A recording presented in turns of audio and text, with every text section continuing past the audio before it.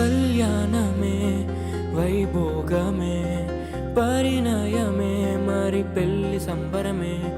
కళ్యాణమే వైభోగమే పరిణయమే మరి పెళ్లి సంబరమే.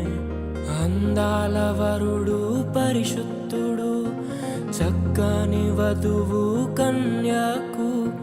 అందాల వరుడు పరిశుద్ధుడు చక్కని వధువు కన్యాకు జరిగే పరిశుద్ధ